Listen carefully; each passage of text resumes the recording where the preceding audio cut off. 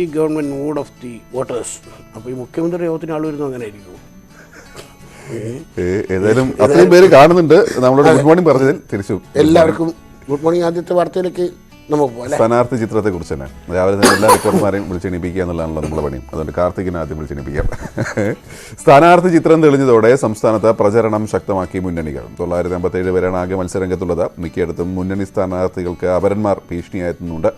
പ്രമുഖ സ്ഥാനാർത്ഥികളിൽ പലർക്കും ഇതേ പേരിലാണ് അപരന്മാർ.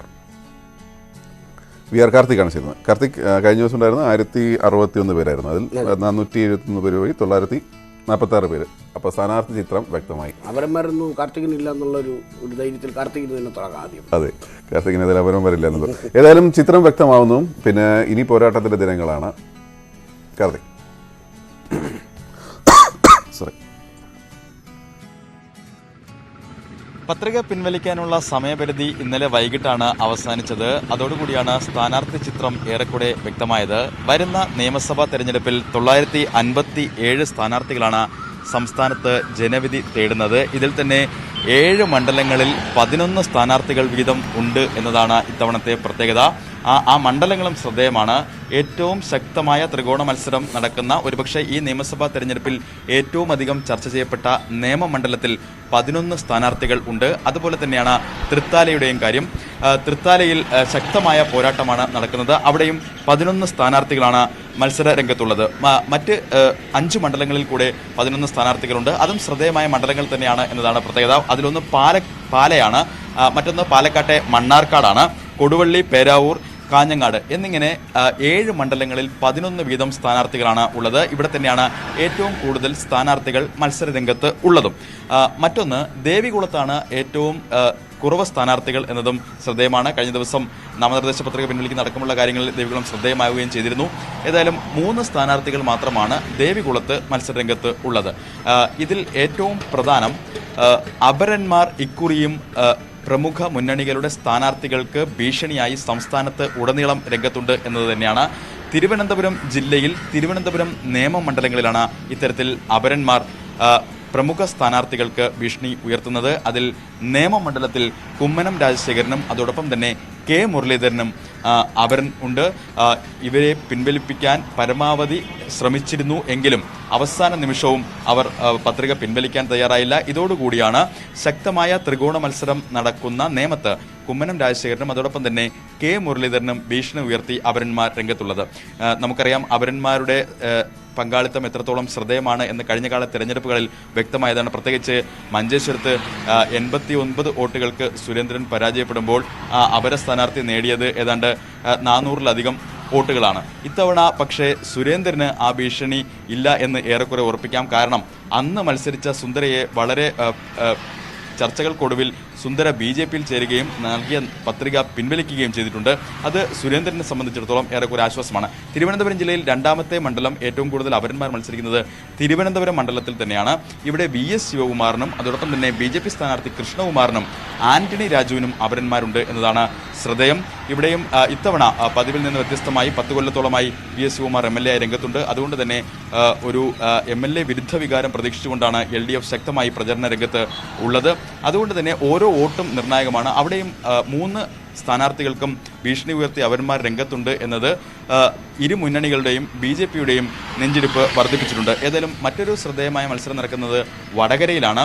വടകരയിൽ KK രമയ്ക്ക് 1-ലധികം അപരന്മാരുണ്ട് എന്നതാണ് ശ്രദ്ധേയം. ഒരുപക്ഷെ 3 അപരന്മാർ വരെ വടകരയിൽ നാമനിർദ്ദേശ പത്രിക നൽകിയിരുന്നു. അവർ ഇന്നലെ പത്രിക പിൻവലിക്കാനുള്ള സമയം അവസാനിച്ചിട്ടും പിൻവലിക്കാൻ തയ്യാറായില്ല. ഏതായാലും രമയ്ക്ക് ഭീഷണി ഉയർത്തി 3 അപരന്മാരാണ് രംഗത്തുള്ളത്. മറ്റൊന്ന് AC മൊയ്തീൻ, മന്ത്രി AC മൊയ്തീൻ ഇത്തവണ കുന്നംകുളത്ത് അവരെ ഭീഷണി നേരിടുന്നുണ്ട് എന്നുള്ളതാണ്. വർക്കലയിൽ BRM ഷഫീറിനും അതോടൊപ്പം തന്നെ ഇത്തരത്തിൽ അപരൻ ഉണ്ട്. ഇരിങ്ങാലക്കുടയിലെ LDF സ്ഥാനാർത്ഥിക്കും അപരഭീഷണിയാണ് ഇത്തവണ നേരിടുന്ന ഏറ്റവും വലിയ പ്രതിസന്ധി. ബിന്ദുവിനെതിരെ ബിന്ദു രാമചന്ദ്രനും ബിന്ദു ശിവദാസനുമാണ് രംഗത്തുള്ളത്. ഏതായാലും ഇത്തരത്തിൽ പല മണ്ഡലങ്ങളിലും കടുത്ത പോരാട്ടമാണ്. LDFും UDFും ഒരുപോലെ പ്രതീക്ഷ വച്ചു പുലർത്തുന്നു.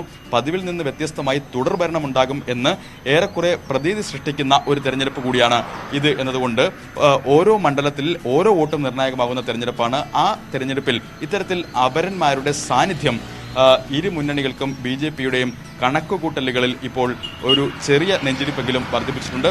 ഏതായാലും സ്ഥാനാർത്ഥി ചിത്രം വ്യക്തമായതോടുകൂടി തന്നെ സംസ്ഥാനത്തെ വോട്ടർമാരുടെ എണ്ണത്തിലും കഴിഞ്ഞ ദിവസം തെരഞ്ഞെടുപ്പ് കമ്മീഷൻ വ്യക്തത വരുത്തിയിട്ടുണ്ട്. 2.74 കോടി വോട്ടർമാരാണ് ഇത്തവണ സമ്മതിദാനാവകാശം രേഖപ്പെടുത്താനായി വോട്ടർ പട്ടികയിലുള്ളത്. പതിവ് പോലെ തന്നെ സ്ത്രീകളാണ് കൂടുതൽ.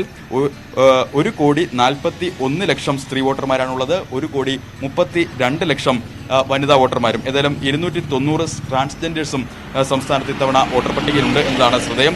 കാർത്തിക് വളരെ വിശദമായി തന്നെയാണ് കാർത്തിക് ഇക്കാര്യങ്ങൾ പറഞ്ഞത്. ഏറ്റവും ശ്രദ്ധേയം ഈ അപരന്മാരുടെ സാന്നിധ്യം തന്നെയാണ്. നമുക്കറിയാം VM സുധീരൻ്റെയും K സുരേന്ദ്രൻ്റെയും എല്ലാം വിധി നിർണയിച്ചത് അപരന്മാർ തന്നെയാണ്.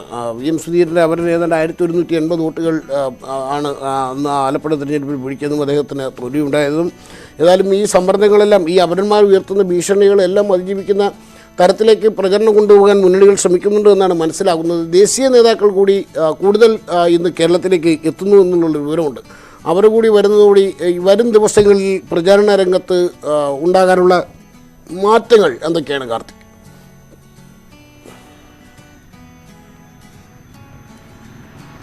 കഴിഞ്ഞ ദിവസം രാഹുൽ ഗാന്ധി എത്തിയിരുന്നു. അദ്ദേഹം ആലപ്പുഴ, എറണാകുളം ജില്ലകളിലെ മണ്ഡലങ്ങൾ കേന്ദ്രീകരിച്ചാണ് പ്രചരണം ശക്തമാക്കിയിട്ടുള്ളത്. ഇന്നും അദ്ദേഹം സംസ്ഥാനത്ത് തുടരും.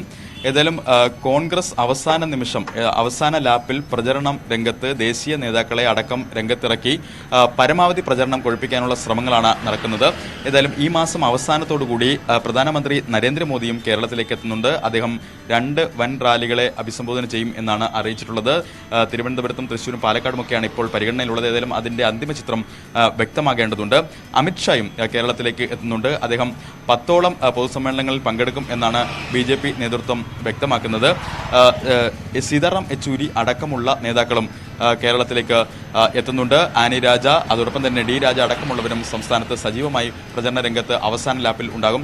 ഏതായാലും ദേശീയ നേതാക്കൾ കൂടി എത്തുന്നതോടെ സംസ്ഥാന രാഷ്ട്രീയത്തിൽ നിലവിൽ ചർച്ച ചെയ്യപ്പെടുന്ന വിഷയങ്ങൾ, അതായത് ശബരിമലയുമായി ബന്ധപ്പെട്ട വിഷയം, അതോടൊപ്പം തന്നെ വികസന കാര്യങ്ങൾ, CPM BJP അന്തർധാരയെന്ന് ബാലശങ്കർ ആരോപിച്ച ആരോപണം, അത് തിരിച്ച് CPM-ഉം ആരോപിക്കുന്നത് കോലീബി സഖ്യം അടക്കമുള്ള കാര്യങ്ങൾ. ഏതായാലും നിലവിൽ ചർച്ച ചെയ്യപ്പെടുന്നത് വിശ്വാസവും വികസനവും അതോടൊപ്പം തന്നെ ഈ അന്തർധാരയുമൊക്കെയാണ്. ഇതിനൊക്കെ ഒരു പുത്തൻ ഊർജം ദേശീയ നേതാക്കൾ കൂടി എത്തുന്നതോടെ പ്രചരണ രംഗത്ത് ഉണ്ടാകും. ഏതായാലും കടുത്ത പ്രചരണ ദിവസങ്ങളാണ് ഇനി കാത്തിരിക്കുന്നത്. 2 ആഴ്ചയ്ക്കപ്പുറം തെരഞ്ഞെടുപ്പാണ്. ഏതായാലും അവസാന ലാപ്പിൽ എന്തൊക്കെയാണ് ഇരു മുന്നണികളും BJP-യും പരസ്പരം നേരിടാനായി കരുതി വച്ചിരിക്കുന്നത് എന്നതുകൂടി അറിയേണ്ടതുണ്ട്. ഏതായാലും ഈ ദിവസം മുതൽ പ്രചരണ രംഗം കൂടുതൽ സജീവമാവുകയാണ്. ദേശീയ നേതാക്കൾ അടക്കം എത്തിക്കൊണ്ടുള്ള പ്രചരണം. കഴിഞ്ഞ ദിവസം അനുരാഗ് ഠാക്കൂർ അടക്കം കേന്ദ്ര സഹമന്ത്രിമാരെ രംഗത്തിറക്കി യുവജന സംഗമങ്ങളൊക്കെ സംഘടിപ്പിച്ചുകൊണ്ടായിരുന്നു BJP കാട്ടാക്കടയിലും മറ്റ് തിരുവനന്തപുരത്തെ മണ്ഡലങ്ങളിലുമൊക്കെ ശ്രദ്ധേയമായ പ്രചരണം നടത്തിയത്. ഇതിനെ അതേ നാണയത്തിൽ തന്നെ നേരിടാനാണ് ഇരു മുന്നണികളുടെയും ശ്രമം. ഏതായാലും കഴിഞ്ഞ ദിവസം രാഹുൽ ഗാന്ധി എത്തി. വരുന്ന ആഴ്ച പ്രിയങ്ക ഗാന്ധി കൂടി എത്തുന്നു. ഏതായാലും ദേശീയ നേതാക്കളുടെ സാന്നിധ്യം കൊണ്ടുകൂടി വരുന്ന നാളുകളിൽ സംസ്ഥാന തെരഞ്ഞെടുപ്പ് രാഷ്ട്രീയം പ്രചരണവും എല്ലാം ശ്രദ്ധ കേന്ദ്രീകരിക്കുകയാണ്. വിവരങ്ങൾ വളരെ വിശദമായി തന്നത്. കാര്യങ്ങളൊക്കെ ഉഷാറാകട്ടെ. കൂടുതൽ ദേശീയ നേതാക്കൾ കേരളത്തിലേക്ക് രണ്ടാമത്തെ ലാപ്പിലേക്ക് കിടക്കണം. കാർത്തിക് പറഞ്ഞ പോലെ ഇനി എന്തൊക്കെയാണ് സസ്പെൻസ്? ഇപ്പോൾ ഈ തൃശ്ശൂർ പൂരം കാണുന്നവരെയാണ്. ആദ്യം പറഞ്ഞ പതിയെ താളത്തിൽ തുടങ്ങി, അത് കഴിഞ്ഞിട്ട് ഒരു കൊടി പൊക്കി, മറ്റേ കുട പൊക്കി, അതിൻ്റെ ഒരു രസം. പിന്നെ അപരന്മാരുടെ കാര്യം പറഞ്ഞപ്പോഴേ മാത്രമല്ല ഈ അവസാന സമയത്ത് എന്തൊക്കെയാണ് രഹസ്യമായി ഇനിയുള്ള ദിവസങ്ങൾ ഭയങ്കര നിർണായകമാണ്. എന്തൊക്കെയാണ് ഒരു ലാസ്റ്റ് നിമിഷം പൊട്ടിക്കാൻ കൈയെഴുതി വെച്ചിരിക്കുന്ന ബോംബുകൾ എന്താണെന്നുള്ളത്, അങ്ങനെ എന്തൊക്കെയോ ഉണ്ടാവാൻ സാധ്യത ഒരുങ്ങുന്നു എന്നുള്ള പല വാർത്തകളും. ഇത് അവരന്മാരുടെ കാര്യം പറഞ്ഞപ്പോൾ ഞാനൊരു കാര്യം എടുത്തത്. അപ്പോൾ ലല്ലുക്ക് അഥവാ മത്സരിക്കാച്ചാൽ അവരന്മാരുണ്ടാവാൻ സാധ്യത കുറവാണ്. കാരണം ഞാൻ ഈ പേര് ലല്ലുവിന് മാത്രമേ പേരൊക്കെ ഒരുപാട് പേർക്കുണ്ട്. കൊള്ളാം. അത് എവിടെ നിന്നും ഇവർക്കൊരു പ്രത്യേക കഴിവാണ്. അത് ഇപ്പം നമ്മൾ ദൃഷ്ടദിബിനൻ എന്ന് പറയുന്ന ആളിനെ കൊണ്ട് നിർത്തിയാൽ അതിന് ആരെങ്കിലും കൊണ്ടുവരും, അല്ലെ അതുമായിട്ട് സാമ്യമുള്ള ആരെങ്കിലും കൊണ്ടുവരും. അത് ഭയങ്കര മാർക്കറ്റല്ലത്. അയ്യോ, മറ്റേ അവരെ ഇരുന്ന് കാസർഗോഡ് അവരെ ഇരുന്ന് ഇരിപ്പുണ്ട് സുന്ദര, പുള്ളി ഭയങ്കര ഒറ്റ ദിവസം കാണാതാവുന്ന BJP ചെയ്തു. ഏതായാലും അങ്ങനെ ഒരു മാർക്കറ്റും ആ ഭാഗത്തുണ്ട്. പക്ഷെ അവരന്മാർ നമുക്കറിയാം, ഇപ്പോൾ ലല്ലു പറഞ്ഞ പോലെ പല തെരഞ്ഞെടുപ്പിലും പല പ്രമുഖരുടെയും വിധി നിർണ്ണയിച്ചത് അവരന്മാരാണ്. അതുകൊണ്ട് അവർക്കൊരു മാർക്കറ്റ് ഉണ്ടാകുന്ന ഒരു കാലമുണ്ട്. അതാണ് ഈ തെരഞ്ഞെടുപ്പ് കാലം. ഏതായാലും അതുമായി ബന്ധപ്പെട്ട വിശേഷങ്ങളിലേക്കും വരാം, മറ്റു കാര്യങ്ങളിലേക്ക്. ഇപ്പോൾ തെരഞ്ഞെടുപ്പ് പ്രചാരണത്തിനായി മുഖ്യമന്ത്രി പിണറായി വിജയൻ ഇന്ന് ആലപ്പുഴ ജില്ലയിലാണ് ഉള്ളത്. ജില്ലയിലെ 5 പൊതുയോഗങ്ങളിൽ മുഖ്യമന്ത്രി പങ്കെടുക്കും. അരൂരിലാണ് ആദ്യ പൊതുയോഗം. വൈകിട്ട് 5 മണിക്ക് ചെങ്ങന്നൂരിലെ പൊതുയോഗത്തെ ജില്ലയിലെ മുഖ്യമന്ത്രിയുടെ പര്യടനം സമാപിക്കും. CPM പോളിറ്റ് ബ്യൂറോ അംഗങ്ങളായ Prakash Karat, MA baby, AITUC ദേശീയ ജനറൽ സെക്രട്ടറി അമർജിത് കൗർ തുടങ്ങിയവർ വരും ദിവസങ്ങളിൽ ജില്ലയിലെത്തും.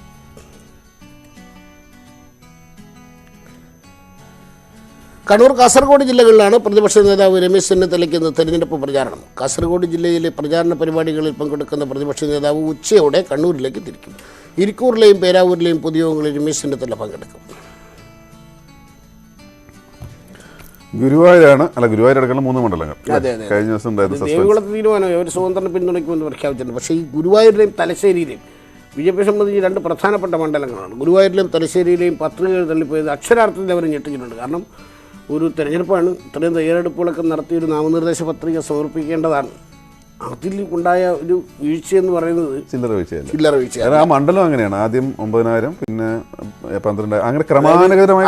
തലശ്ശേരിയിൽ 25,000-ഓളം, തലശ്ശേരിയിലും ഗുരുവായൂരിൽ 25,000-ഓളം വോട്ടുകൾ കഴിഞ്ഞ നിയമസഭാ തെരഞ്ഞെടുപ്പ് കിട്ടിയതാണ്. 3 തവണയായിട്ട് നല്ല രീതിയിൽ വോട്ട് കിട്ടി. ഇപ്രാവശ്യം 30,000 വോട്ട് കിട്ടുന്ന പ്രതീക്ഷയിടാം. അവിടെ സ്ഥാനാർത്ഥി ഇല്ല എന്ന് പറയുമ്പോൾ അതൊരു വലിയ തലശ്ശേരി എന്ന് പറയുമ്പോൾ BJP സംബന്ധിച്ച്, RSSനെ സംബന്ധിച്ച് അവിടെ ഏറ്റവും പ്രധാനപ്പെട്ട സ്ഥലങ്ങളിലൊന്ന്, ഏറ്റവും പ്രധാനപ്പെട്ട കേന്ദ്രങ്ങളിലൊന്നാണ്. അതും അവിടുത്തെ കണ്ണൂരിലെ BJPയുടെ ജില്ലാ അധ്യക്ഷൻ മത്സരിക്കുന്ന മണ്ഡലം കൂടിയാണ്. അവിടെയാണ് ഈ ഗുരുതരമായ വീഴ്ച സംഭവിച്ചിരിക്കുന്നത് എന്നാണ്. ഏതായാലും നാമനിർദ്ദേശ പത്രിക തള്ളിയ നടപടിക്കെതിരെ ഗുരുവായൂർ മണ്ഡലത്തിലെ NDA സ്ഥാനാർത്ഥി അഡ്വക്കേറ്റ് നിവേദിത സുബ്രഹ്മണ്യൻ തെരഞ്ഞെടുപ്പ് കമ്മീഷന് പരാതി നൽകി. കമ്മീഷനിൽ നിന്ന് അനുകൂല തീരുമാനം ഉണ്ടായില്ലെങ്കിൽ സുപ്രീം കോടതിയെ സമീപിച്ചേക്കും. അതല്ലെങ്കിൽ സ്വതന്ത്ര സ്ഥാനാർത്ഥിക്ക് പിന്തുണ നൽകാനാണ് BJPയുടെ തീരുമാനം. ഹൈക്കോടതി നിർദ്ദേശമനുസരിച്ചാണ് BJP സ്ഥാനാർത്ഥി നിവേദിത സുബ്രഹ്മണ്യൻ തെരഞ്ഞെടുപ്പ് കമ്മീഷനെ സമീപിച്ചത്. സാങ്കേതിക പിഴവ് മാറ്റി സ്ഥാനാർത്ഥിത്വം അംഗീകരിക്കണമെന്നാവശ്യപ്പെട്ടാണ് നിവേദിത കമ്മീഷന് പരാതി നൽകിയത്. കമ്മീഷനിൽ നിന്ന് അനുകൂല തീരുമാനം ഉണ്ടായില്ലെങ്കിൽ സുപ്രീം കോടതിയെ സമീപിക്കും. സുപ്രീം കോടതിയും കഴിഞ്ഞില്ലെങ്കിൽ സ്വതന്ത്ര സ്ഥാനാർത്ഥിയെ പിന്താങ്ങാനാണ് പാർട്ടിയിലെ ധാരണ. ക്രമാനുഗതമായി NDAക്ക് വോട്ട് വർധനയുണ്ടായ മണ്ഡലമാണ് ഗുരുവായൂർ. 2011 നിയമസഭാ തെരഞ്ഞെടുപ്പിൽ 9,000-ൽ പരം വോട്ടുകളാണ് BJPക്ക് ലഭിച്ചതെങ്കിൽ 2016 ഇത് 25,000-ന് മുകളിലേക്ക് ഉയർന്നു. കഴിഞ്ഞ തദ്ദേശ തെരഞ്ഞെടുപ്പിൽ ഇത് 30,000-ആയി വർദ്ധിച്ചു. ക്ഷേത്ര നഗരിയായ ഗുരുവായൂരിൽ ഇത്തവണ കൂടുതൽ വോട്ടുകൾ പ്രതീക്ഷിച്ചിരിക്കുകയായിരുന്നു BJP. ന്യൂസ് 18 തൃശൂർ. സീറ്റ് തർക്കം അവസാനിച്ചെങ്കിലും എലത്തൂരിൽ പ്രതിസന്ധി ഒഴിയാതെ UDF. പാർട്ടി ശക്തമായ സ്ഥാനാർത്ഥിയെ രംഗത്തിറക്കുമെന്ന പ്രതീക്ഷയ്ക്ക് തിരിച്ചടിയേറ്റതിനെ തുടർന്നാണ് കോൺഗ്രസ് കേന്ദ്രങ്ങളിൽ നിന്ന് പ്രതിഷേധമുയർന്നത്. പ്രവർത്തകരുടെ ആവശ്യം മാനിക്കാതെ പ്രശ്നം ഒത്തുതീർപ്പാക്കിയപ്പോൾ സുൽഫിക്കർ മയൂരിക്കായി പ്രചാരണത്തിനിറങ്ങുന്നതിൽ കോൺഗ്രസിൽ ഇപ്പോഴും ആശയക്കുഴപ്പം തുടരുകയാണ്. 2011 എലത്തൂർ മണ്ഡലം രൂപീകരിച്ചതു മുതൽ ഇതുവരെയും കാര്യമായ ജനസ്വാധീനമില്ലാത്ത പാർട്ടികളിൽ നിന്നാണ് സ്ഥാനാർത്ഥി ഉണ്ടായത്. അടുത്ത തവണ എലത്തൂരിൽ കോൺഗ്രസ് സ്ഥാനാർത്ഥി ഉണ്ടാകുമെന്ന സംസ്ഥാന നേതൃത്വത്തിന്റെ ഉറപ്പിൽ വിശ്വസിച്ചാണ് കോൺഗ്രസ് പ്രവർത്തകർ കാത്തിരുന്നത്. 163 ബൂത്ത് കമ്മിറ്റികളുടെയും 7 മണ്ഡലം കമ്മിറ്റികളുടെയും പ്രവർത്തനം 5 വർഷത്തിനിടെ ഊർജിതമാക്കി.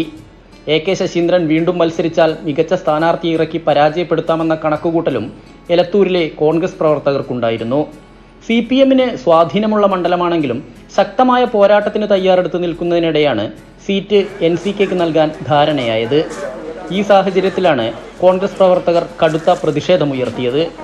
പ്രശ്നം പരിഹരിച്ചെന്ന് നേതൃത്വം വ്യക്തമാക്കിയെങ്കിലും സുൽഫിക്കർ മയൂരിക്ക് വേണ്ടി പ്രചാരണത്തിനിറങ്ങുന്നതിൽ വിമുഖരാണ് കോൺഗ്രസ് പ്രവർത്തകർ. കാരണം UDF സ്ഥാനാർത്ഥിയുടെ വിജയത്തിന് വേണ്ടി പ്രവർത്തിക്കേണ്ട എല്ലാവരുടെ ആവശ്യമാണ്. UDF കേരളത്തിൽ തിരിച്ചു വരേണ്ടത് എല്ലാവരുടെ ആവശ്യമാണ്. അതുകൊണ്ട് ഒരിക്കലും ഉണ്ടാകില്ല, എല്ലാവരും ഒരുമിച്ച് പോകും. ലീഡർഷിപ്പിനെ കാര്യം അറിയിച്ചു. ലീഡർഷിപ്പ് ആ കാര്യത്തിൽ ഒരു നിലപാട് എടുത്തു കഴിഞ്ഞു. അതനുസരിച്ച് പാർട്ടി അണികൾക്ക് ലീഡർഷിപ്പ് ചില കാര്യങ്ങൾ പറഞ്ഞിട്ടുണ്ട്. ആ വിശ്വാസത്തിന്റെ പുറത്ത് ഏതായാലും പാർട്ടി അണികൾ ശക്തമായി പ്രവർത്തിക്കും എന്ന് തന്നെയാണ് എൻ്റെ വിശ്വാസം. എലത്തൂർ മണ്ഡലത്തിലെ 7 പഞ്ചായത്തുകളിൽ 6ഉം LDF ആണ് ഭരിക്കുന്നതെങ്കിൽ പോലും കോൺഗ്രസിന് പ്രതീക്ഷയേറെയുണ്ടായിരുന്നു മണ്ഡലത്തിൽ. കഴിഞ്ഞ ലോക്സഭാ തെരഞ്ഞെടുപ്പിൽ MK രാഘവന് 500 വോട്ടുകളുടെ ലീഡ് ലഭിച്ചപ്പോൾ കോൺഗ്രസിന്റെ പ്രതീക്ഷ വർദ്ധിച്ചിരുന്നു. സുൽഫിക്കർ മയൂരിക്ക് വേണ്ടി പ്രചാരണ രംഗത്ത് കോൺഗ്രസ് പ്രവർത്തകർ സജീവമായില്ലെങ്കിൽ UDF കൂടുതൽ പ്രതിസന്ധിയിലാകും. S Vinesh Kumar, news 18 Kozhikode. നാമനിർദ്ദേശ പത്രികാ വിവാദത്തിലും വ്യക്തിപരമായ ആക്ഷേപങ്ങളിലും പ്രതികരിക്കാൻ ഇല്ല എന്ന നിലപാടിലാണ് കൊണ്ടോട്ടിയിലെ LDF സ്വതന്ത്ര സ്ഥാനാർത്ഥി സുലൈമാൻ ഹാജി. ജനങ്ങളെല്ലാം ചർച്ച ചെയ്യും എന്നായിരുന്നു UDF സ്ഥാനാർത്ഥി TV ഇബ്രാഹിമിന്റെ പ്രതികരണം.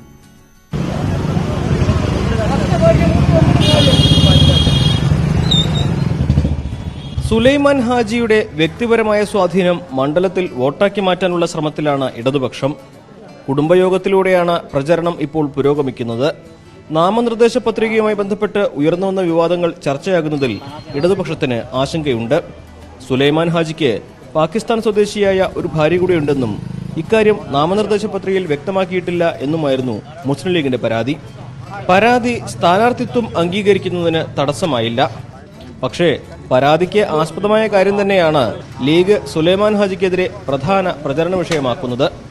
എന്നാൽ വിവാദങ്ങളോട് പ്രതികരിക്കാനില്ലെന്നും വികസനമാണ് മണ്ഡലത്തിൽ താൻ മുന്നോട്ട് വയ്ക്കുന്ന മുദ്രാവാക്യമെന്നും സുലൈമാൻ ഹാജി പറഞ്ഞു.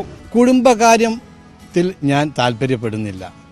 രാഷ്ട്രീയപരമായിട്ട് രാഷ്ട്രീയം നിങ്ങൾ ചോദിച്ചാൽ അതിന് ഞാൻ ഉത്തരം പറയും. മതവും രാഷ്ട്രീയവും ബന്ധവും 3 ഐറ്റമായിട്ടാണ് ഞാൻ കാണുന്നത്. അതുകൊണ്ട് ബന്ധത്തെക്കുറിച്ച് പ്രചാരണ വിഷയമൊക്കെ എങ്ങനെ നേരിടും? അതിന് ഒരു പ്രശ്നവുമില്ല. അവർ ചെയ്യുന്ന പണി അവരെടുക്കുക. ഞാൻ ജനങ്ങളോടൊപ്പം നിന്നുകൊണ്ട് ഞാൻ വോട്ട് ചോദിച്ച് അവരോട് മനസ്സിൽ ഞാൻ കയറി ചെന്ന് അവരോട് വോട്ട് അഭ്യർത്ഥിക്കുക. ഇതെന്റെ ബാധ്യതയാണ്, കടമയാണ്. മറുവശത്ത് നിലവിലെ MLA കൂടിയായ TV ഇബ്രാഹിമിന്റെ പ്രചരണം ഗ്രാമീണ മേഖലയിലെ യോഗങ്ങളിലൂടെയാണ് പുരോഗമിക്കുന്നത്. 5 വർഷം കൊണ്ട് മണ്ഡലത്തിൽ കൊണ്ടുവന്ന വികസനം തന്നെയാണ് MLA ജനങ്ങളോട് വിവരിക്കുന്നത്. സുലൈമാൻ ഹാജിയുടെ സ്ഥാനാർത്ഥിത്വവും തുടർന്നുണ്ടായ വിവാദങ്ങളും ജനം ചർച്ച ചെയ്യുമെന്ന് TV ഇബ്രാഹിം പറഞ്ഞു. തീർച്ചയായിട്ടും സ്വാധീനിക്കുമല്ലോ. കാരണം ജനങ്ങൾ ഇതെല്ലാം ചർച്ച ചെയ്യുമല്ലോ. എന്നെ സംബന്ധിച്ചിടത്തോളം ഞാൻ എന്താണ്, എവിടെയാണ്, ഞാൻ എന്തല്ല, ഞാൻ എൻ്റെ അകവും പുറവും ജനങ്ങൾ പരിശോധിക്കുമല്ലോ. അപ്പോൾ സ്വാഭാവികമായിട്ടത് ജനങ്ങൾക്ക് മുമ്പാകെ ചർച്ചയാവും എന്ന് ഞാൻ പ്രതീക്ഷിക്കുന്നു. അപ്പം ഞങ്ങളെ സംബന്ധിച്ച് ഒന്നും ഹൈഡ് ചെയ്യാനില്ല, ഒന്നും മറച്ചു വെക്കാനില്ല. രൂപീകരിച്ച കാലം മുതൽ ലീഗിന്റെ കുത്തകയായ കൊണ്ടോട്ടിയിൽ ഭൂരിപക്ഷം വർദ്ധിപ്പിക്കാനാണ് TV ഇബ്രാഹിമിന്റെ ശ്രമമെങ്കിൽ സുലൈമാൻ ഹാജിയെ സ്ഥാനാർത്ഥിയാക്കിയുള്ള സ്വതന്ത്ര പരീക്ഷണത്തിലൂടെ മണ്ഡലത്തിൽ നേട്ടമുണ്ടാക്കാനാണ് ഇടതുപക്ഷത്തിന്റെ ഉദ്യമം. വികസനം തന്നെയാണ് ഇരു മുന്നണികളും മുന്നോട്ട് വയ്ക്കുന്ന പ്രധാന മുദ്രാവാക്യം. പക്ഷേ ഇവിടെ UDF പ്രധാനമായും പ്രചരണായുധമാക്കുക LDF സ്വതന്ത്ര സ്ഥാനാർത്ഥിയുടെ നാമനിർദ്ദേശ പത്രികയെ തുടർന്നുണ്ടായ വിവാദങ്ങളാകും. അഖിലോട്ട് പാർക്കൊപ്പം CB അനുമോദ്, News 18. മീനച്ചൂടിന് വെല്ലുന്ന തെരഞ്ഞെടുപ്പ് ചൂടിലാണ് നിയമം. ഒരു നിമിഷം പോലും പാഴാക്കാതെ പ്രചാരണ തിരക്കിലാണ് സ്ഥാനാർത്ഥികൾ. പ്രധാന കവലകളിലെല്ലാം ഉത്സവ പ്രതീതിയിലാണ് പ്രചാരണം.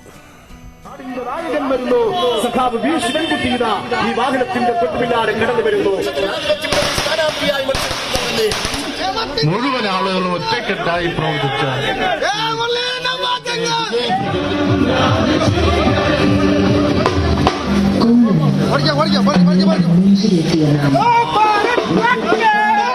ഈ നിയമസഭാ തെരഞ്ഞെടുപ്പിൽ നിയമത്തോളം ചർച്ച ചെയ്ത മറ്റൊരു മണ്ഡലം ഉണ്ടാകില്ല. അതിന്റെ വീറും വാശിയും മണ്ഡലത്തിലുടനീളം പ്രകടം. ഒരു വോട്ടറെയും ഒഴിവാക്കുന്നില്ല സ്ഥാനാർത്ഥികൾ. സ്വീകരണങ്ങൾ പൊലിപ്പിക്കാൻ പോലും മത്സരാവേശം.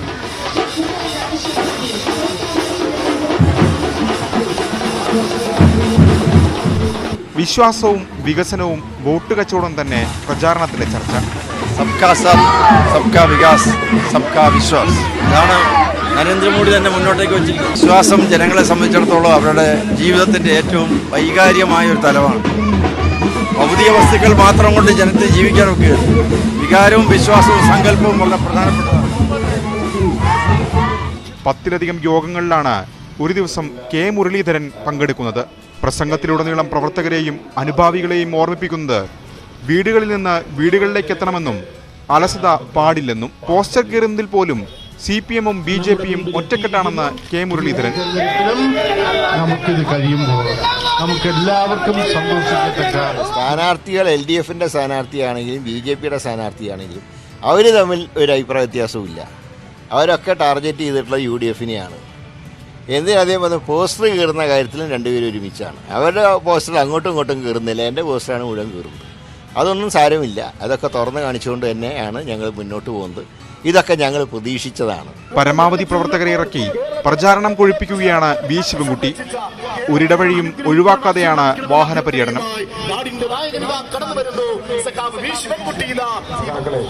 നിങ്ങളിവിടെ നൽകിയ ഹൃദയസാക്ഷിയായിട്ടുള്ള ഈ സ്വീകരണത്തിന് ഞാൻ നന്ദി രേഖപ്പെടുത്തുന്നു. എൻ്റെ ചിഹ്നം അരിവാൾ ചുറ്റിയ നക്ഷത്രം. ആ അരിവാൾ ചുറ്റിയ നക്ഷത്രത്തിൽ വോട്ട് രേഖപ്പെടുത്തി എന്നെയും ഇടതുപക്ഷ പ്രസ്ഥാനത്തെയും ജയിപ്പിക്കണമെന്ന് വളരെ വിനയത്തോടുകൂടി അപേക്ഷിക്കുന്നു. 11 സ്ഥാനാർത്ഥികളാണ് നിയമത്തുള്ളത്. ആകെ 2,04,240 വോട്ടർമാർ. ഇതിൽ 1,00,000-ലധികം വനിതാ വോട്ടർമാർ. തെരഞ്ഞെടുപ്പിന് 2 ആഴ്ച മാത്രം ശേഷിക്കെ നേമത്ത് പ്രചരണം പൊടിപൊടിക്കുകയാണ്. വിഷയങ്ങൾ മാറിമറിയുന്നു. മുക്കിലും മൂലയിലുമെത്തി വോട്ടുറപ്പിക്കുകയാണ് സ്ഥാനാർത്ഥികൾ. PR കാർത്തിക്. ന്യൂസ് 18 തിരുവനന്തപുരം. നിങ്ങൾക്ക് സൗകര്യമുള്ളവർ തൊപ്പിയിൽ വോട്ട് ചെയ്യാം. വോട്ട് ചെയ്തില്ലെങ്കിലും എനിക്ക് വിരോധമില്ല. മനസ്സിലായല്ലോ? 5ാം നമ്പറാണ്. അതുകൊണ്ട് വോട്ട് ചെയ്യണം. നിന്നെയൊക്കെ വീട്ടിൽ ഇങ്ങനെയാ കാരണന്മാർ പഠിപ്പിച്ചു വിടുന്നത് ഞാൻ ഇപ്പോഴറിഞ്ഞത്. സ്വല്പം മാന്യത പഠിപ്പിച്ചു വിടുന്നത് ഞാൻ ഓർത്തത്. കാരണന്മാർ നന്നായാലും മക്കൾ നന്നാവും. അതിനുവേണ്ടി ഞാൻ അല്ലാഹുവിനെ ദുആ ചെയ്യാം, നിന്നെയൊക്കെ നന്നാകാൻ വേണ്ടി. വൈറലായി PC ജോർജിന്റെ വോട്ടുപിടുത്തം. കാണാം ഇടവേളയ്ക്ക് ശേഷം.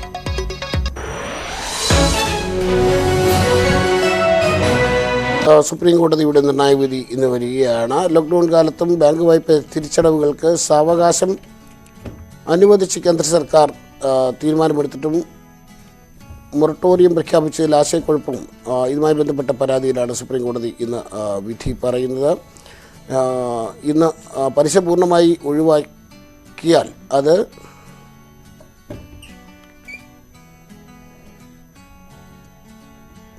പലിശ പൂർണ്ണമായി ഒഴിവാക്കിയാൽ അത് ബാങ്കുകൾക്ക് പ്രതിസന്ധിയാകുമെന്നായിരുന്നു കേന്ദ്ര സർക്കാരിന്റെ വാദം.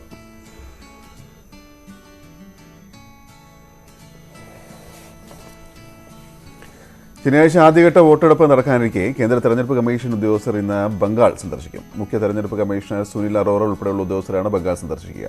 30 മണ്ഡലങ്ങളിലാണ് ആദ്യഘട്ടത്തിൽ വോട്ടെടുപ്പ്. സുരക്ഷയ്ക്കായി 654 കമ്പനി കേന്ദ്രസേനയെ സംസ്ഥാനത്ത് വിന്യസിച്ചിട്ടുണ്ട്. 191 സ്ഥാനാർത്ഥികൾ ആദ്യഘട്ടത്തിൽ ജനവിധി തേടും. ആദ്യഘട്ട പരസ്യ പ്രചാരണം മറ്റന്നാൾ അവസാനിക്കും.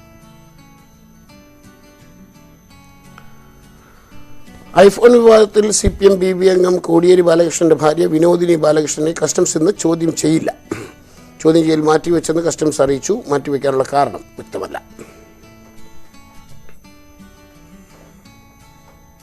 ഇനിയൊരു വെറൈറ്റി വോട്ടുപിടുത്തത്തിലേക്ക് പോകാമെന്നാണ് കരുതുന്നത്. ഭയങ്കര വെറൈറ്റി സമൂഹ മാധ്യമങ്ങളിൽ വൈറലാണ്. വൈറൽ എന്ന് പറഞ്ഞാൽ വൈറലോട് വൈറലാണ്. ഇങ്ങനെ വോട്ട് പിടിക്കരുതെന്ന് നമുക്ക് തോന്നിപ്പോകും. അപ്പം ഈരാറ്റുപേട്ടയാണ്. PC ജോർജ് പൂഞ്ഞാർ നിയോജകമണ്ഡലത്തിൻ്റെ സ്ഥാനാർത്ഥിയാണ്. തൊപ്പിയാണ് അദ്ദേഹത്തിൻ്റെ ചിഹ്നം എന്നൊക്കെ അറിയാമല്ലോ. തൊപ്പി ചിഹ്നം അനുവദിച്ചതിൻ്റെ ഒരു ആവേശത്തിൽ അദ്ദേഹം ഈരാറ്റുപേട്ടയിലേക്ക് ഇറങ്ങാൻ വോട്ട് ചോദിക്കാൻ. ഈരാറ്റുപേട്ടയും PC ജോർജും തമ്മിലുള്ള വിഷയം കഴിഞ്ഞ കുറേ ദിവസങ്ങളായി മാധ്യമങ്ങളൊക്കെ നിറഞ്ഞു നിൽക്കുന്ന ഒരു വിഷയവുമാണ്. സംഗതി PC ജോർജ് വണ്ടിയുമായി ഈരാറ്റുപേട്ടയിലേക്ക് ചെല്ലുന്നു. ഈരാറ്റുപേട്ടയിൽ PC ജോർജിനെ കൂവി വിളിച്ചാണ്. അത് ശരിയല്ല തന്നെയാണ് അഭിപ്രായം. സ്ഥാനാർത്ഥി വോട്ട് ചോദിക്കാൻ ചെല്ലുമ്പോൾ ഇങ്ങനെ കൂവി വിളിക്കാൻ പാടില്ല എന്നുള്ളത് ശരിയല്ല. സ്ഥാനാർത്ഥിയാണ്, വോട്ട് ചോദിക്കാനുള്ള അവകാശമുണ്ട്. അദ്ദേഹം വോട്ട് ചോദിച്ചിട്ട് കൊടുക്കാതിരിക്കുക, അതൊക്കെ ഇഷ്ടമാണ്. പക്ഷേ സ്ഥാനാർത്ഥി ഇങ്ങനെ എതിരേക്കണം. അത് ഒരു രാഷ്ട്രീയ എതിരാളികളും കേരളത്തിൽ ഇതുവരെ ചെയ്ത് നമ്മൾ കണ്ടിട്ടില്ല. വോട്ട് ചോദിക്കാൻ വരുന്ന സ്ഥാനാർത്ഥി ഇങ്ങനെ നിന്ന് കൂകുന്നത് അത് നമ്മൾ കണ്ടിട്ടില്ല. പക്ഷെ അതിന് മറുപടിയായി PC ജോർജ് പറഞ്ഞതും വൈറലാണ്. ഇങ്ങനെയൊക്കെ പറയാവോ എന്ന് ചോദിച്ചാൽ ഒരു സ്ഥാനാർത്ഥിയാണ് വോട്ട് ചോദിക്കുന്നതിന് ചില അല്ലേ സാധാരണ നമ്മൾ കണ്ടിട്ടുള്ള വോട്ട് ചോദിപ്പൊന്നുമില്ല ഈ വോട്ട് ചോദിപ്പ്. ഏതായാലും അതൊന്ന് കണ്ടേക്കുക. എന്റെ ചിഹ്നം തൊപ്പിയാണ്. നിങ്ങൾക്ക് സൗകര്യമുള്ളവർ തൊപ്പിയിൽ വോട്ട് ചെയ്യാം. വോട്ട് ചെയ്തില്ലെങ്കിലും എനിക്ക് വിരോധമില്ല. മനസ്സിലായല്ലോ? 5ാം നമ്പറാണ്. അതുകൊണ്ട് വോട്ട് ചെയ്യണം. നിന്നെയൊക്കെ വീട്ടിൽ ഇങ്ങനെയാ കാരണന്മാർ പഠിപ്പിച്ചു വിടുന്നത് ഞാൻ ഇപ്പോഴറിഞ്ഞത്. സ്വല്പം മാന്യത പഠിപ്പിച്ചു വിടുന്നത് ഞാൻ ഓർത്തത്. കാരണന്മാർ നന്നായാലും മക്കൾ നന്നാവും. അതിനുവേണ്ടി ഞാൻ അല്ലാഹുവിനോട് ദുആ ചെയ്യാം, നിന്നെയൊക്കെ നന്നാകാൻ വേണ്ടി. വേറെ ഒന്നും പറയുന്നില്ല. മനസ്സിലായോ? സൗകര്യം ഉണ്ടെങ്കിൽ വോട്ട് ചെയ്താൽ മതി. മനസ്സിലായില്ല? ഇതാണ് രാഷ്ട്രീയം. ഇവിടെ ഒരു സ്ഥാനാർത്ഥിക്ക് വോട്ട് ചോദിക്കാൻ അവകാശമില്ല. ഇലക്ഷൻ കമ്മീഷനിൽ പരാതി കൊടുത്താൽ നീയൊക്കെ ജയിലിൽ പോയി കിടക്കും. തിരക്ക് മനസ്സിലായോ? എൻ്റെ മര്യാദ കൊണ്ട് അത് ചെയ്യാത്ത മനസ്സിലായോ? വർത്താനം പറയുന്നു, എന്നെയാ പേടിപ്പിക്കുന്നത്. ഞാൻ ഈരാറ്റുപേട ജനിച്ചു വളർന്നവനാടാ. ഞാൻ എവിടെ പോകാനാ? ഈരാറ്റുപേടയിൽ ജനിച്ചു വളർന്ന് ഞാൻ എവിടെ പോകാനാടാ? ഇവിടെ തന്നെ കിടക്കും. മനസ്സിലായോ? നീ എന്താ ആര് നേരെ പറഞ്ഞാൽ ഓടുന്നവനല്ല ഞാൻ. ആര് പോയാൽ ഓടുന്നവനല്ല ഞാൻ. ഇതിന് മുമ്പ് കൂടിയിട്ടുണ്ട്. മനസ്സിലായോ? ഇങ്ങനെ തന്നെ പോവും. മനസ്സിലാക്കിയോ? പിന്നെ വർത്താനം പറയുന്നു. മാര്യ പോടാ അവിടുന്നു. നീ ആരെ പേടിപ്പിക്കാൻ വർത്താനം പറയുന്നു. അപ്പോ നല്ലവരായി നിങ്ങൾ സന്മനസ്സുള്ളവർ എനിക്ക് വോട്ട് ചെയ്യണം എന്ന് അഭ്യർത്ഥിച്ചുകൊണ്ട് എന്റെ എളിയ വാക്കുകൾ ഉപസംഹരിക്കുന്നു. നന്ദി, നമസ്കാരം. ക്ലൈമാക്സ് ആണ് കളിക്കുന്നത്. സന്മനസ്സുള്ളവർ വോട്ട് ചെയ്യണം. എന്റെ എളിയ വാക്കുകൾ അവസാനിപ്പിക്കുന്നു. നന്ദി, നമസ്കാരം. ഏതായാലും അടുത്തതിലേക്ക് വരാം. 25 വർഷത്തിന് ശേഷം ലീഗിന്റെ വനിതാ സ്ഥാനാർത്ഥി പോയിരിക്കുകയാണെങ്കിൽ കോഴിക്കോട് സൗത്തിൽ ഇത്തവണ മത്സരത്തിന് വീര്യം കൂടും. സിറ്റിംഗ് MLA മണ്ഡലം മാറിപ്പോയതും സംസ്ഥാന സർക്കാരിന്റെ വികസനവുമാണ് മണ്ഡലത്തിൽ ഇടതുപക്ഷത്തിന്റെ പ്രചരണ ആയുധം. നില മെച്ചപ്പെടുത്താൻ NDA സ്ഥാനാർത്ഥിയും പ്രചരണത്തിൽ സജീവമാണ്. 30 പേരുപദേശികളും അതിലധികം കൺസൾട്ടൻസികളും 35 ആളുകൾ ചുറ്റും സെക്രട്ടറിമാരായും ഓരാ ഒപ്പത്തിനൊപ്പം മുന്നിലും പിന്നിലും പൊക്കി പിടിച്ചോരുള്ളി. തുടക്കത്തിലുണ്ടായിരുന്ന ചില എതിർപ്പുകൾ മറികടന്ന് കോഴിക്കോട് സൌത്തിലെ UDF സ്ഥാനാർത്ഥി അഡ്വക്കേറ്റ് നൂർബിന റഷീദ് പ്രചാരണ രംഗത്ത് സജീവമായി കഴിഞ്ഞു. 25 വർഷത്തിനു ശേഷം വന്ന ലീഗിന്റെ ആദ്യ വനിതാ സ്ഥാനാർത്ഥിയെ മണ്ഡലത്തിലെ പ്രവർത്തകർ ഇരുകൈയും നീട്ടി സ്വീകരിച്ചിരിക്കുകയാണെന്ന് നൂർബിന പറയുന്നു. തുടർച്ചയായി 2 തവണ MK മുനീർ വിജയിച്ച മണ്ഡലത്തിൽ കഴിഞ്ഞ തവണ ലഭിച്ചത് 6327 വോട്ടിന്റെ ലീഡ്. കഴിഞ്ഞ തദ്ദേശ തെരഞ്ഞെടുപ്പിലെ കണക്ക് പക്ഷേ UDFന് ആശങ്കയുണ്ടാക്കുന്നതാണ്. തദ്ദേശ തെരഞ്ഞെടുപ്പിലെ തിരിച്ചടി നിയമസഭാ തെരഞ്ഞെടുപ്പിൽ ഉണ്ടാവില്ലെന്ന് നൂർബിന റഷീദ് പറയുന്നു. നിയമസഭയെ സംബന്ധിച്ചിട്ട് വേറെ തന്നെ ഒരു രീതിയാണ് ജനങ്ങൾ നിയമസഭാ തെരഞ്ഞെടുപ്പിൽ എടുക്കുന്ന നിലപാടുകൾ. തീർച്ചയായും അതൊന്നും ഇവിടെ ലോക്കൽ ബോഡിയിൽ ഉണ്ടായിരുന്ന ഒരു നെഗറ്റീവ്സും ഇവിടെ ഉണ്ടാവില്ല എന്നുള്ള ഒരു ഉറച്ച വിശ്വാസമാണ്. INL അഖിലേന്ത്യാ ജനറൽ സെക്രട്ടറി അഹമ്മദ് ദേവർകോവിൽ മണ്ഡലം പിടിക്കുമെന്ന ആത്മവിശ്വാസത്തിലാണ്.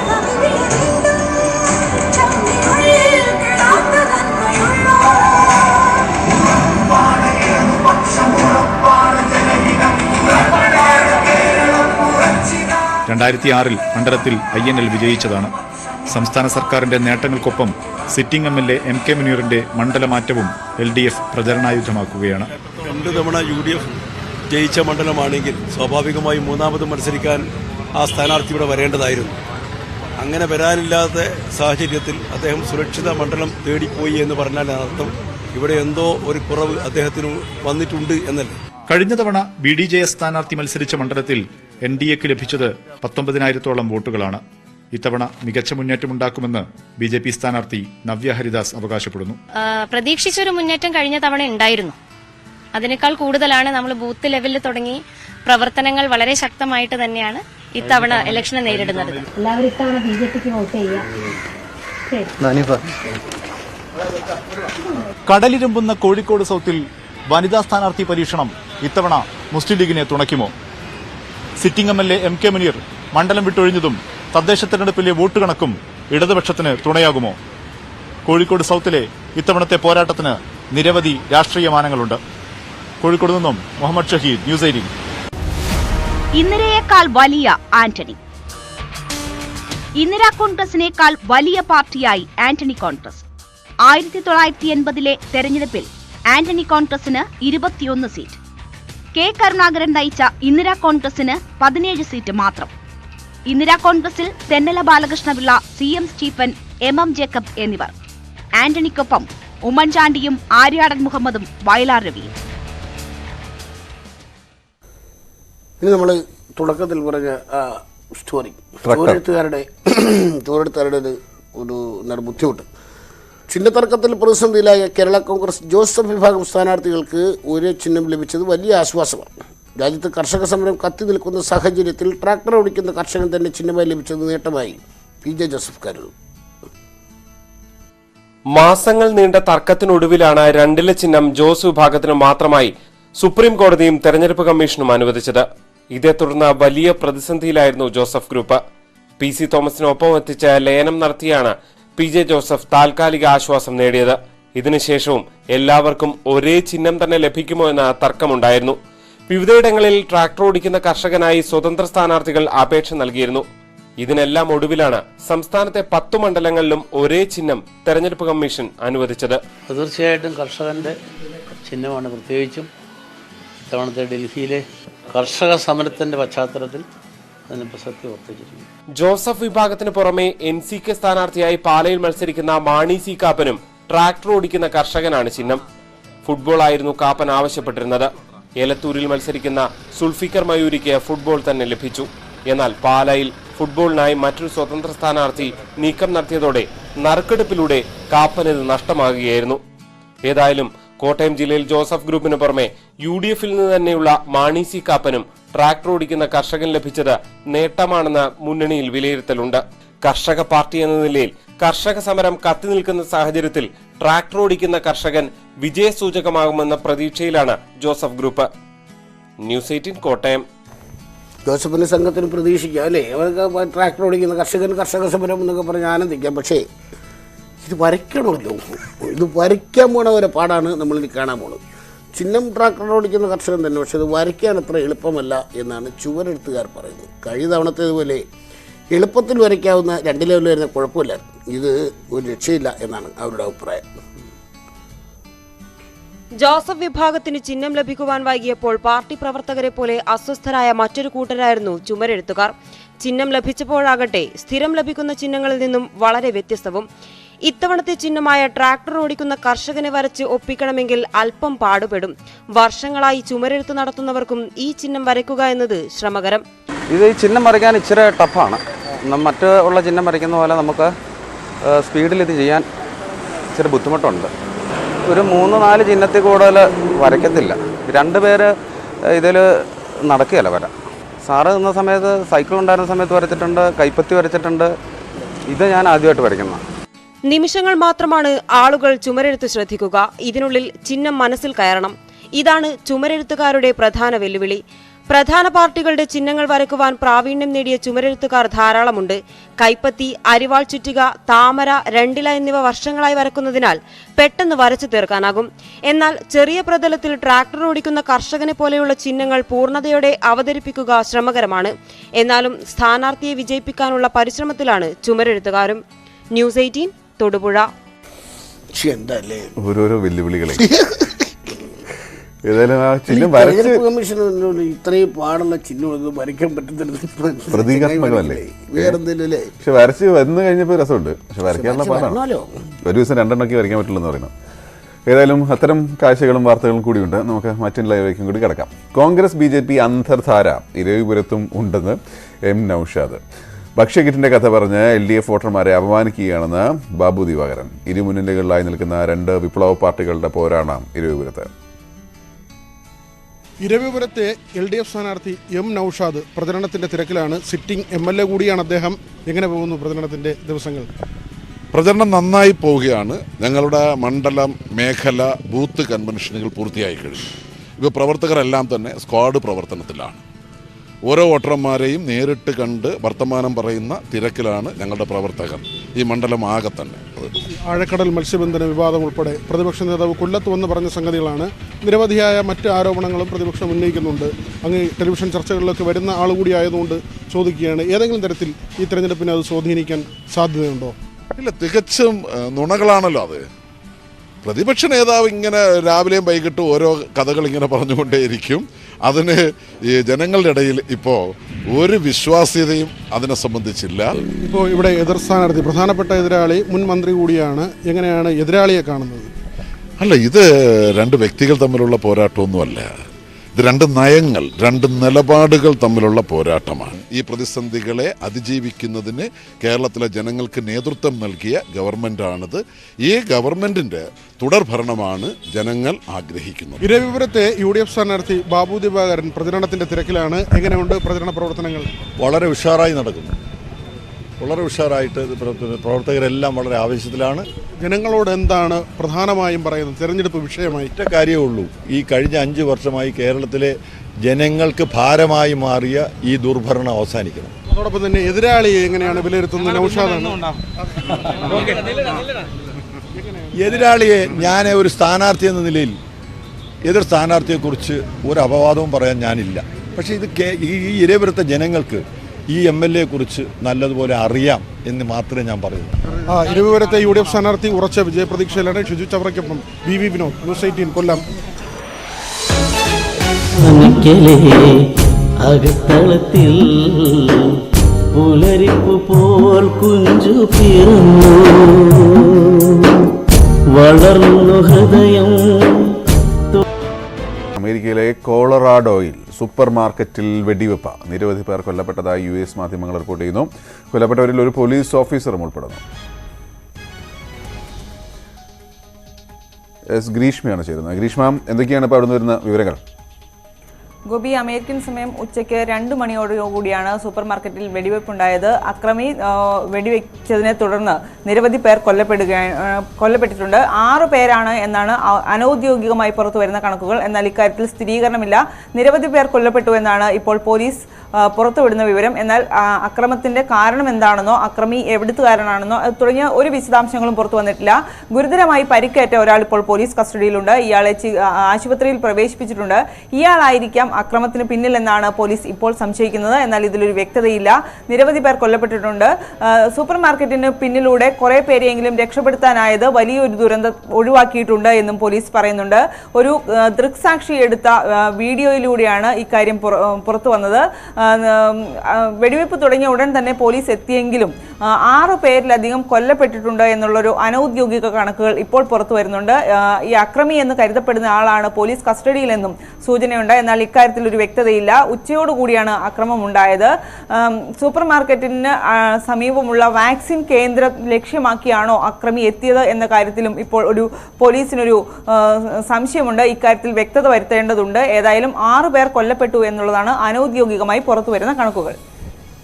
വിജേഷ്മിയാണ് വിവരങ്ങൾ നൽകിയത്. അമേരിക്കയിലെ കൊളറാഡോയിൽ സൂപ്പർ മാർക്കറ്റിൽ വെടിവെപ്പ് നടന്നിരിക്കുന്നു. നിരവധി പേർ മരിച്ചു എന്ന റിപ്പോർട്ടാണ് വരുന്നത്. ഏറ്റവും ഒടുവിൽ ലഭിക്കുന്ന വിവരമനുസരിച്ചാണെങ്കിൽ 6 പേർ മരിച്ചിരിക്കുന്നു എന്നും പറയുന്നുണ്ട്. ഏതായാലും വരും ബുള്ളറ്റിനിൽ നമുക്ക് അതിൻ്റെ വിശദാംശങ്ങളിലേക്ക് വരാം. ഇപ്പോൾ മറ്റൊരു വാർത്തയിലേക്കാണ്. 112 വർഷം മുൻപ് ജനിച്ച EMS പറഞ്ഞതും ചെയ്തതുമായ കാര്യങ്ങളാണ് ഈ തെരഞ്ഞെടുപ്പിലെയും മുഖ്യ ചർച്ചാ വിഷയം. എല്ലാ പാർട്ടികളുടെയും പൊതുയോഗങ്ങളിലും നിറഞ്ഞു നിൽക്കുകയാണ് ആ പേര്. EMSന്റെ നിലപാടുകൾ രൂപപ്പെടുത്തിയ മലപ്പുറം ജില്ലയിലെ ഏലംകുളം എന്ന ആ വസതി കാണാം. ഏലംകുളം മനക്കലേ അകത്തളത്തിൽ പുലരിപ്പ് പോൽ കുഞ്ചു പിറന്നു, വളർന്നു ഹൃദയം തുടിച്ചു നാടിൻ തളർന്ന ജനത്തെയുണർത്തി,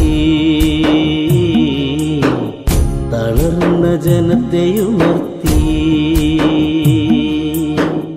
കുന്തിപ്പുഴയുടെ തീരത്ത് സദാ വീശുന്ന കാറ്റിൽ താളം പിടിച്ചിരിക്കുന്ന ആ വലിയ ആൽമരം ഇവിടെ നിന്ന് നോക്കിയാൽ കാണാം ഏലംകുളം മന. 1909 ജൂൺ 13 ശങ്കരൻ എന്ന കുഞ്ചു ഇവിടെ ജനിച്ചത്. വേദവും തന്ത്രവും പഠിച്ചു തുടങ്ങിയ ചിട്ടകൾ യൗവനത്തോടെ വഴിമാറി.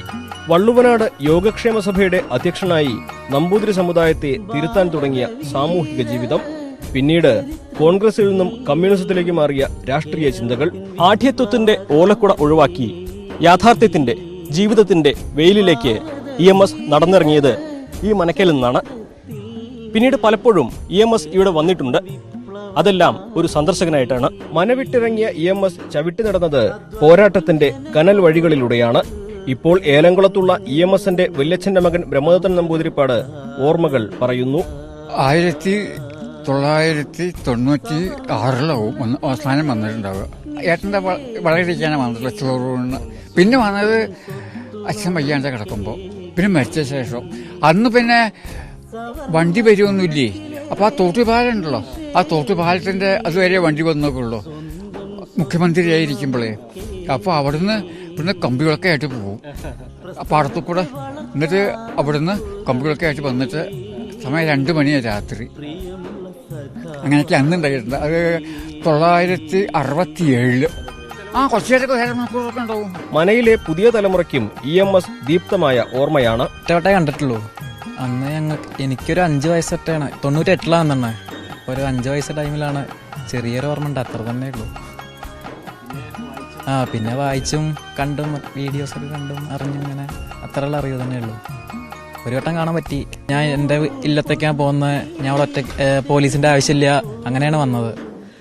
അപ്പോൾ ഇവിടെ വന്നിട്ട് ഫോട്ടോ ഒക്കെ എടുത്ത ഓർമ്മ ഉണ്ട്. വായിച്ചറിഞ്ഞപ്പോൾ ഇപ്പം ഞങ്ങളും ഇപ്പം ഏകദേശം ആ പാത പിന്തുടർന്നുകൊണ്ടിരിക്കുകയാണ്. അത്രയ്ക്കൊന്നും പറ്റില്ല, എന്നാലും ഞങ്ങളും അതുകൊണ്ട് അഭിമാനമുണ്ട്. അതുകൊണ്ട് ഞങ്ങളത് ഫോളോ ചെയ്യാൻ ശ്രമിക്കുന്നുണ്ട് പരമാവധി.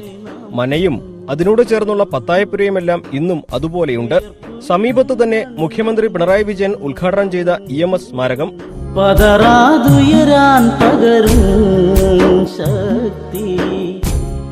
ഈ തെരഞ്ഞെടുപ്പ് കാലത്തും ചർച്ചകളുടെ കേന്ദ്രബിന്ദു EMS ആണ്. പുതുപ്പള്ളിയിൽ ഉമ്മൻചാണ്ടിക്കെതിരെ EMS BJPയുമായി വേദി പങ്കിട്ടോ എന്നും ഉദുമയിൽ KG മാരാരെ പിന്തുണച്ചോ എന്നും ചോദ്യങ്ങൾ ഉയരുമ്പോൾ അർത്ഥം ഒന്നേയുള്ളൂ. EMS കൊണ്ടുനടന്ന ആശയധാര ഇന്നും കേരളത്തിൽ സജീവമാണ്. അതിനിപ്പോഴും ഉയർന്ന മൂല്യവുമുണ്ട്. സോഷ്യലിസ്റ്റ് സാമൂഹ്യ വ്യവസ്ഥ വരാൻ ആഗ്രഹിക്കുന്നവരെ ഏതെങ്കിലും ഒരു വർഗ വേർതിരി സംഘടനയിൽ പ്രവർത്തിക്കുകയും ആ പ്രവർത്തനം സോഷ്യലിസ്റ്റ് അല്ലെങ്കിൽ കമ്മ്യൂണിസ്റ്റ് പാർട്ടിയുടെ അത്ര നിയന്ത്രണത്തിലായിരിക്കും കാണാം. അഖിലോട്ടുപാറയ്ക്കൊപ്പം CV അനുമോദ്, ന്യൂസ് 18. നേതാവ് കെ അച്യുതനിൽ നിന്നും പിടിച്ചെടുത്ത മണ്ഡലത്തിൽ ഇത്തവണ മകൻ സുമേഷ് അച്യുതനാണ് കൃഷ്ണൻകുട്ടിക്ക് എതിരാളി. അതുകൊണ്ട് തന്നെ രാഷ്ട്രീയ പോരിനപ്പുറം ചിറ്റൂരിലെ മത്സരം രണ്ടുപേർക്കും അഭിമാന പോരാട്ടം കൂടിയാണ്. ചിറ്റൂരിൽ കോൺഗ്രസ് നേതാവ് കെ അച്യുതനും ജനതാദൾ നേതാവ് കെ കൃഷ്ണൻകുട്ടിയും തമ്മിലുള്ള രാഷ്ട്രീയ പോര് പേരുകെട്ടതാണ്.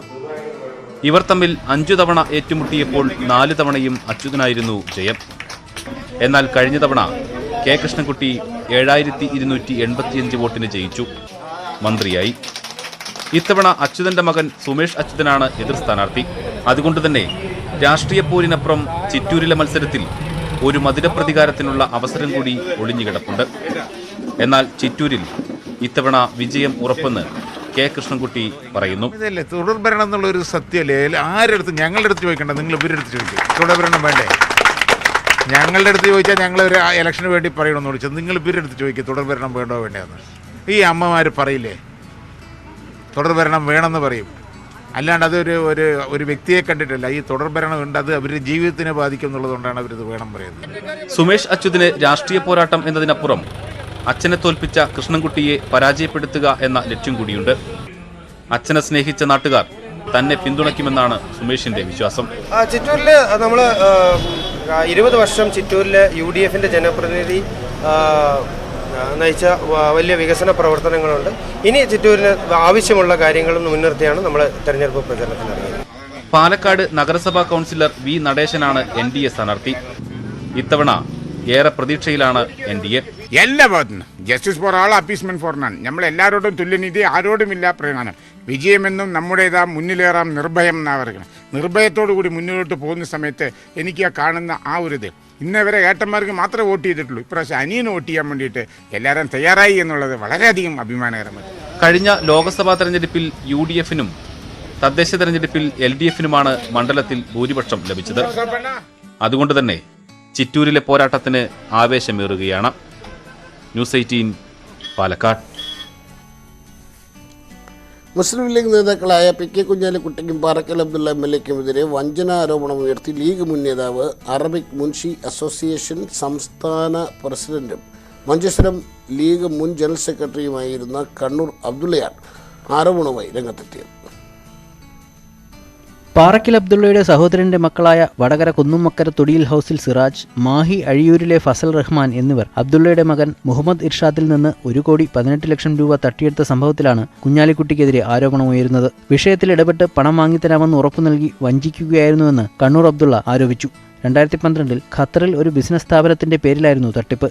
ഇർഷാദ് സഹപ്രവർത്തകരിൽ നിന്നും ബന്ധുക്കളിൽ നിന്നും സമാഹരിച്ചു നൽകിയ പണം തിരിച്ചു കിട്ടാതെ വന്നപ്പോൾ പലതവണ പാണക്കാട് ബന്ധപ്പെടുകയും മുസ്ലിം ലീഗിന്റെ നേതാക്കളെ അറിയിക്കുകയും ചെയ്തിരുന്നു. പ്രതിഷേധ സൂചകമായി മഞ്ചേശ്വരം ഉപതെരഞ്ഞെടുപ്പിൽ MC ഖമറുദ്ദീനെതിരെ മത്സരിക്കാൻ നാമനിർദ്ദേശ പത്രിക നൽകിയിരുന്നുവെന്നും അപ്പോഴാണ് PK കുഞ്ഞാലിക്കുട്ടി തന്നെ വിളിച്ചു വരുത്തി ചർച്ചയ്ക്ക് തയ്യാറായതെന്നും കണ്ണൂർ അബ്ദുള്ള പറഞ്ഞു. ഇന്ന് വരെ ഒരു ഫോണിന് അയാൾ അറ്റൻഡ് ചെയ്തിട്ടില്ല. അദ്ദേഹത്തിൻ്റെ സെക്രട്ടറിമാർ വിളിക്കുമ്പോൾ അദ്ദേഹത്തെ മീറ്റിങ്ങിലുണ്ട്. MP എന്ന നിലയ്ക്ക് പാർലമെൻറ്റിൽ സംബന്ധമായ മീറ്റിംഗ് ഉണ്ട്. തുടർന്ന് വിളിക്കുമ്പോഴേക്ക് തിരിച്ച് വിളിക്കാമെന്ന് പറഞ്ഞ് വീണ്ടും വിളിക്കുമ്പോൾ അദ്ദേഹം കിടന്നുറങ്ങി എന്ന് പറയുന്നു. നാട്ടിൽ വന്നാൽ പല യോഗങ്ങളിൽ പങ്കെടുക്കുന്നു എന്ന് പറഞ്ഞല്ലാതെ അദ്ദേഹം തിരിച്ചിട്ട് ഞങ്ങളോട് വിളിക്കുക ചെയ്തിട്ടില്ല. തുടർന്ന് ഞാൻ അദ്ദേഹത്തിന് 3 കത്തയച്ചു. 3 കത്തിന് അദ്ദേഹം പിടിച്ചു എന്നല്ലാതെ എക്നോളജ്മെൻറ്റ് തിരിച്ചു വന്നെന്നല്ലാതെ ഒരു മറുപടിയും തന്നില്ല. അവസാനമായിട്ട് 3ാമത്തെ കത്തിൽ ഞാൻ പറഞ്ഞു, നിങ്ങൾ ഇതിനൊരു മറുപടി തന്നില്ലെങ്കിൽ ഞാൻ പത്രസമ്മേളനം വിളിക്കും, വേണ്ടി വന്നാൽ ചാനൽ ചർച്ചയിൽ പങ്കെടുക്കും, നോമിനേഷൻ കൊടുക്കുമെന്ന് പറഞ്ഞിട്ട് ഞാൻ കത്തയച്ചു കഴിഞ്ഞ 1 മാസം മുമ്പ്. അതിനും ഒരു മറുപടിയും തന്നില്ല. ആ തരാത്തത് കൊണ്ടാണ് ഞങ്ങൾ ഇവിടെ ഇന്ന് പത്രസമ്മേളനം വിളിച്ചത്. പച്ചയായ വഞ്ചന, അദ്ദേഹത്തിൻ്റെ വാക്കിൽ പച്ചയായ വഞ്ചനയാണ് ഞങ്ങളോട് അദ്ദേഹം നടത്തിയത്. കുഞ്ഞാലിക്കുട്ടി നൽകിയ ഉറപ്പിൽ മഞ്ചേശ്വരത്തെ സ്ഥാനാർത്ഥിത്വം പിൻവലിച്ചിട്ടും ഫലമുണ്ടായില്ല. ഫോണിൽ ബന്ധപ്പെട്ടപ്പോൾ ഭീഷണി മുഴക്കുകയായിരുന്നുവെന്ന് കണ്ണൂർ അബ്ദുള്ളയുടെ മകൻ ഇർഷാദ് ആരോപിച്ചു. ന്യൂസ് 18 കാസർഗോഡ്. തിരിച്ചു വരാം ഇടവേളയ്ക്ക് ശേഷം.